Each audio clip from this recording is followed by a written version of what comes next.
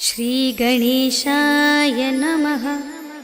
श्रीजानकीवल्लभो विजयते पञ्चमसोपान सुन्दरकाण्ड।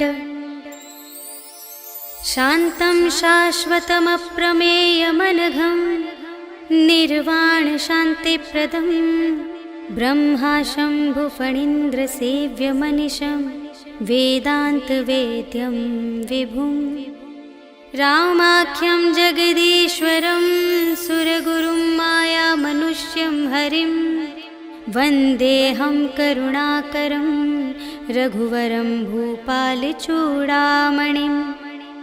नान्या स्पृहा रघुपते हृदयस्मदीये सत्यं वदामि च भवानिखिलान्तरात्मा। भक्तिं प्रयच्छ रघुपुङ्गवनिर्भरां मे कामादिदोषरहितं कुरु मानसं च। अतुलितबलधामं हेमशैलाभदेहं धनुजवनकृशानुं ज्ञानिनामग्रगण्यं सकलगुणनिधानं वानराणामधीशं रघुपतिप्रियभक्तं वातजातं नमामि।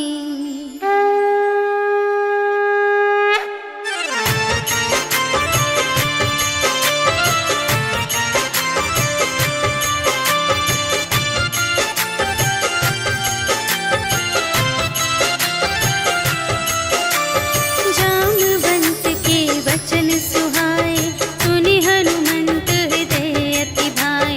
तब लगी मोहि परखेहु तुम भाई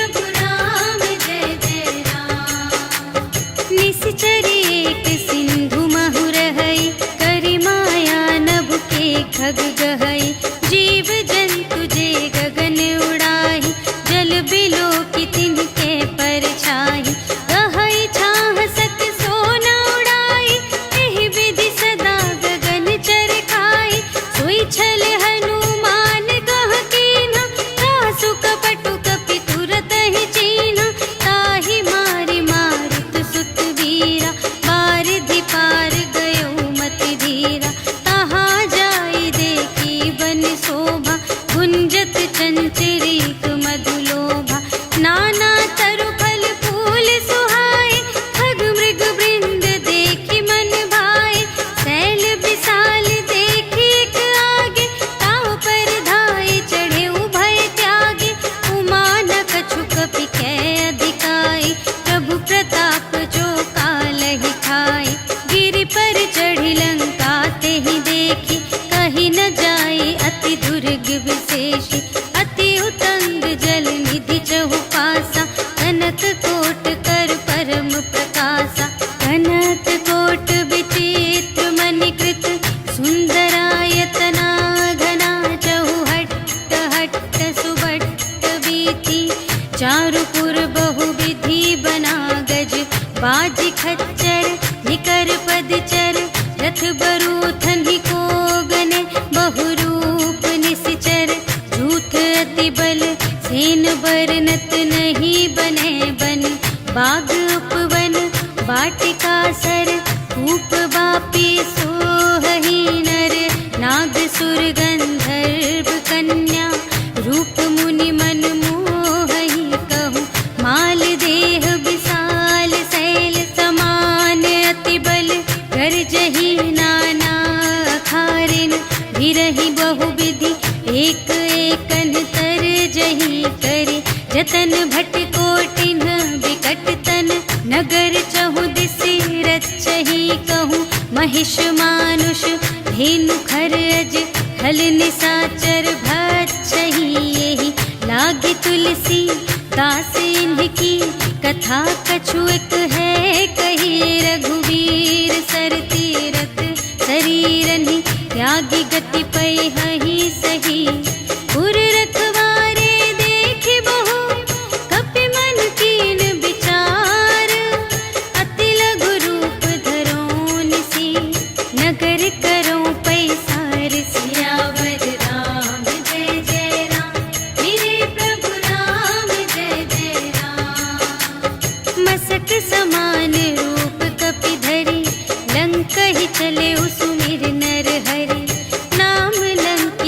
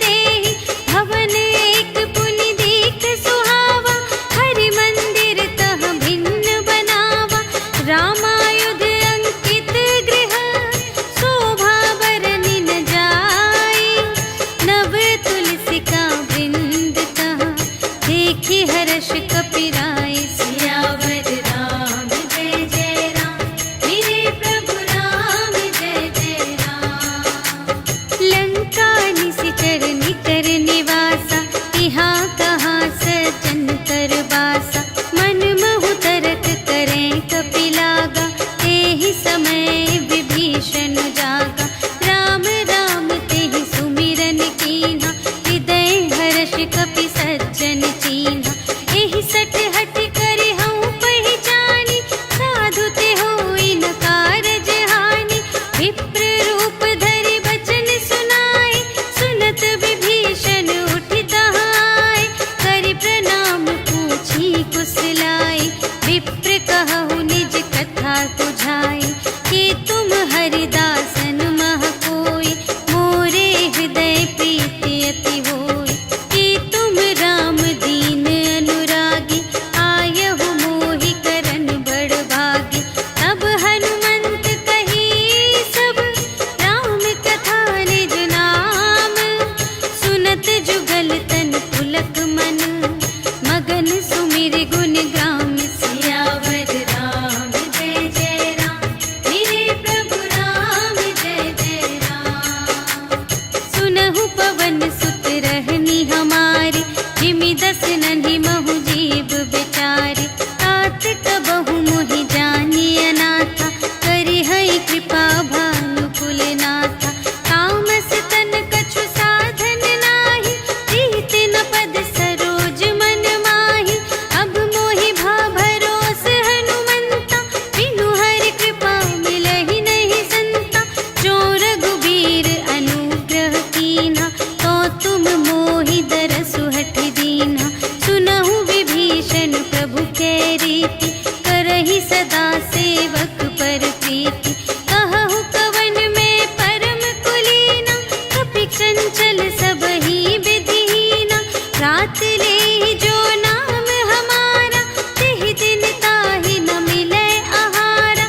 अस में अधम सखा सुनु, मोहु पर रघुबीर। कीन्ही कृपा सुमिरि गुण, भरे बिलोचन नीर। सियावर राम जय जय राम, मेरे प्रभु राम जय जय राम। जानत हूँ अस स्वामी बिसारे, हिरहित काहे न होहि दुखारे। एहि विधि कहत राम गुण ग्रामा, पावा अनिर्वाच विश्रामा। उनि सब कथा विभीषण कही, जेहि विधि जनक सुता तह रही। तब हनुमंत कहा सुनु भ्राता, देखि चहऊँ जानकी माता। जुगति विभीषण सकल सुनाई, चले पवन सुत विदा कराई। करि सोई रूप गयो पुनि तहवा, बन अशोक सीता रह जहवा। देखि मनहि महु कीन्ह प्रणाम, बैठे ही बीति जात निस जाम। रिस तनु शीस जटा एक बेनी, जपति हृदय रघुपति गुण श्रेणी। निज पद नयन दिए मन, राम पद कमल लीन। परम दुखी भा पवन सुत, देखि जानकी दीन। सियावर राम जय जय राम, मेरे प्रभु राम जय जय राम। तरु पल्लव महु रहा लुकाए, करई विचार करूँ का भाई। तेहि अवसर रावण तह आवा, संग नारी बहु किए बनावा। बहु विधि खल सीतहि समुझावा, साम दान भय भेद दिखावा। कह रावण सुनु सुमुखि सयानी, मंदोदरी आदि सब रानी। तब अनुचरी करऊँ पन मोरा, एक बार बिलोक ममोरा। दिन धरि ओट कहति वैदेही, सुमिरि अवधपति परम स्नेही। सुनु दस मुख खद्योत प्रकाशा, कबहु के नलिनी करई विकासा। अस मन समुझु कहत जानकी, खल सुध नहीं रघुबीर बानिकी। सठ सूने हरियाने ही मोहि, अधम निलज्ज लाज नहीं तोहि। आपु ही सुनि खद्योत सम, राम ही भानु समान। परुष बचन सुनि काढ़िय से, बोला अति खिसियान। सियावर राम जय जय राम, मेरे प्रभु राम जय जय राम। सीता ते मम कृत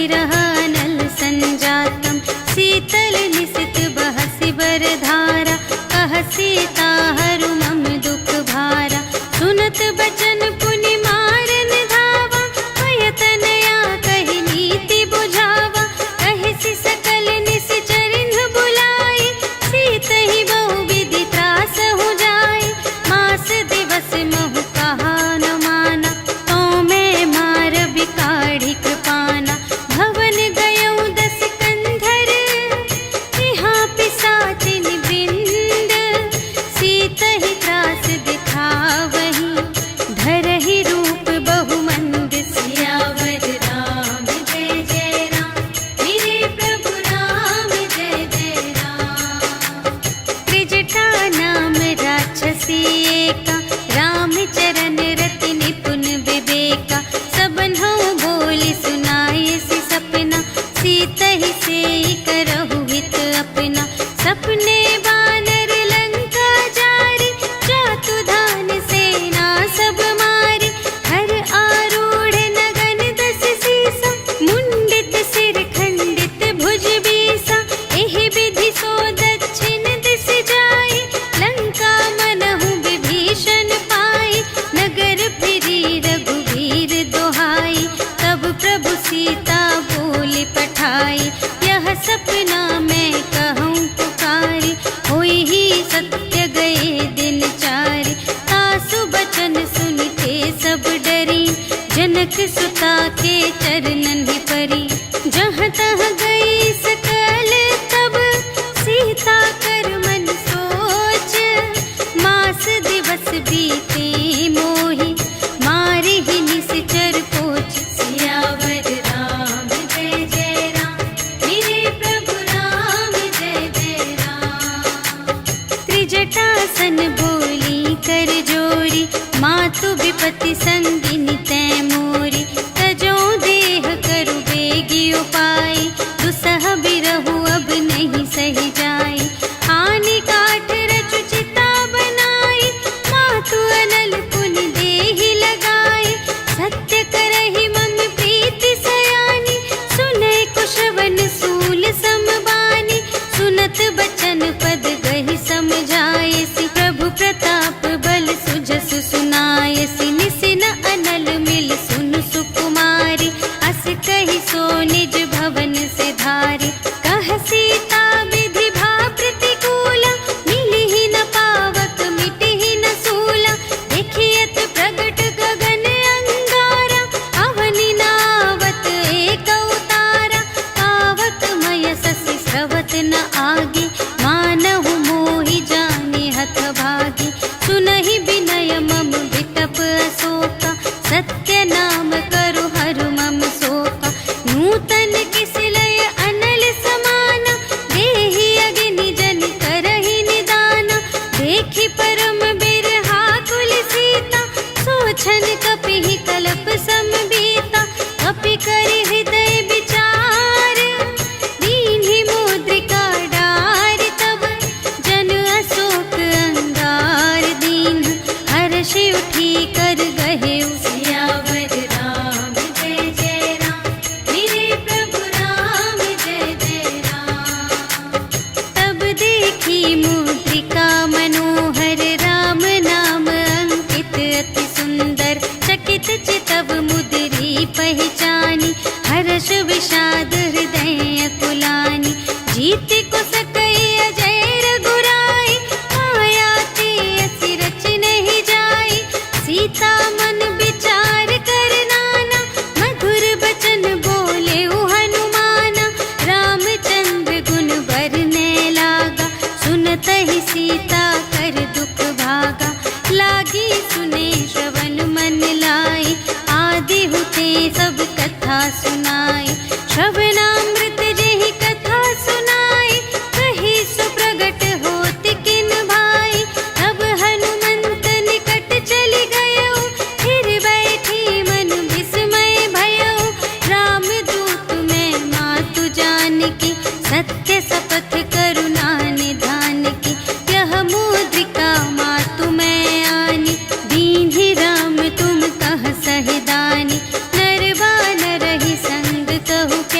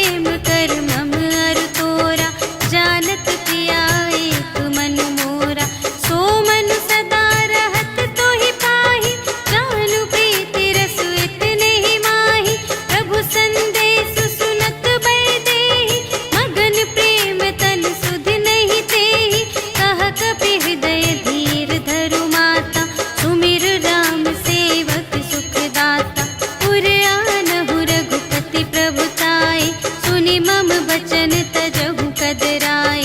निशिचर निकर पतंग सम रघुपति बानु प्रसानु। जननी हृदय धीर धरु जरे निशाचर जान। सियावर राम जय जय राम, मेरे प्रभु राम जय जय राम। जो रघुबीर होति सुधि पाए, करते नहीं विलंब रघुराए। राम बान रबिउए जानकी, तम बरूथ कह जातु धानकी। अब ही मातु मैं जाऊं लवाई, प्रभु आय सुनहि राम दोहाई। अछुक दिवस जननी धरु धीरा, कपिन सहित आई है रघुबीरा। निशिचर मारि तोहि लय जय है, तिहु पुर नारद आदि जसु गए हैं।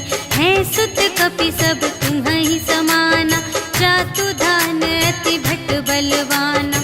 मोरे हृदय परम संदेहा, सुनि कपि प्रगट कीन्ह निज देहा। कनक भूधरा कार शरीरा, समर भयंकर अति बलबीरा। सीता मन भरोस तब भयउ, पुनि लघु रूप पवन सुत लयउ। सुनु माता शाखा मृग, नहीं बल बुद्धि विशाल। प्रभु प्रताप ते गरुड़हि, खाई परम लघु ब्याल। सियावर राम जय जय राम, मेरे प्रभु राम जय जय राम। मन संतोष सुनत कपि बानी, भगति प्रताप तेज बलसानी। आशीष दीन्हि राम प्रिय जाना, ओहु तात बलशील निधाना। अजर अमर गुण निधि सुत होहु, करहु बहुत रघुनायक छोहु। करहु कृपा प्रभु अस सुनि काना, निर्भय प्रेम मगन हनुमाना। बार बार नाय सिपद सीसा, बोला बचन जोरि कर कीसा।